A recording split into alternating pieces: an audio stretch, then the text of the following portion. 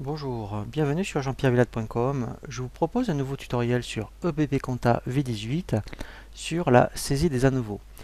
Le principe de ce tutoriel sur la saisie des à nouveaux est de vous apprendre à ressaisir des soldes par rapport à un ancien logiciel comptable ou par rapport au la comptabilité de votre expert comptable, si vous aviez confié, je dirais, votre saisie à votre expert comptable et que maintenant vous voulez vous-même tenir votre comptabilité.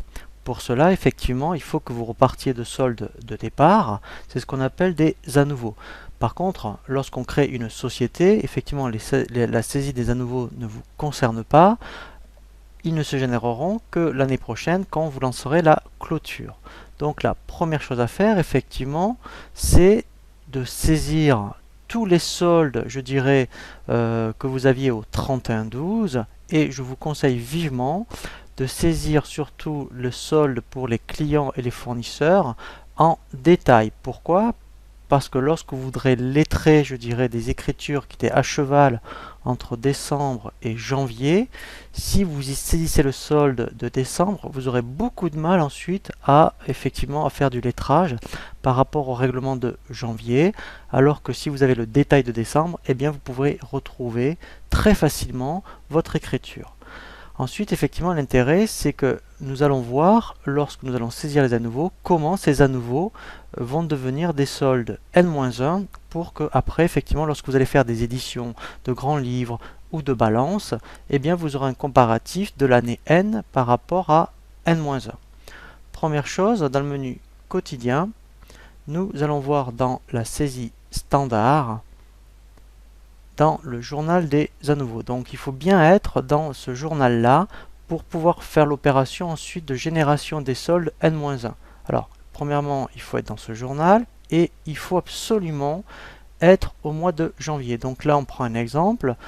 Nous sommes sur un exercice 1er janvier 31/12 et donc là, on va resimuler la saisie, je dirais, des soldes du 31/12/2013. Donc, je vais faire ajouter. Voilà, donc, alors ça peut être au 1er janvier, hein, on peut saisir les à nouveau tous les montants à la date du 1er. Alors je peux très bien commencer, mettons, par les fournisseurs. Alors ici, effectivement, donc, alors il n'y a pas beaucoup de fournisseurs puisque je suis dans un logiciel de démonstration.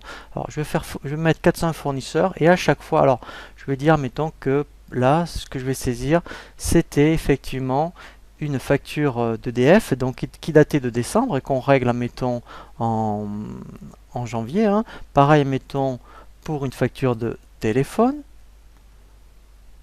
Voilà, donc ça pourrait très bien tout être dans un 4-5 divers, mais là, en fait, vous allez saisir le détail de votre solde 400. Et je vais, mettons, voilà, une facture de loyer et que voilà, vous réglez, mettons, au début janvier. Donc là, je vais dire, mettons, 400 €. Donc ça, c'est pour les fournisseurs. Je pourrais faire pareil pour les clients. Donc là, mettons, je vais donner des noms de clients. Donc là, ce sont des factures en cours de décembre, mettons, voilà. Donc alors, par contre, il faudra bien faire attention.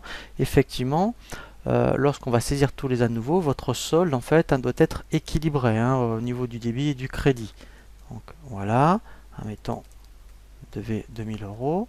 Voilà, et admettons, je vais finir là. Alors, effectivement, dans les à nouveau, vous n'aurez jamais de 6 et 7, puisque ce sont des comptes d'exploitation, et on repart toujours à 0 sur les comptes 6 et 7. Effectivement, là, vous aurez surtout ce qu'on appelle des comptes de bilan, de la classe 1 à 5. Donc là, je vais finir, mettons, par le 512, et donc, effectivement, alors, autant pour moi, je vais prendre, voilà, le 512.1, voilà, et là, je vais faire le solde, admettons, voilà, donc, voilà, donc là, admettons, mes à nouveau sont terminés.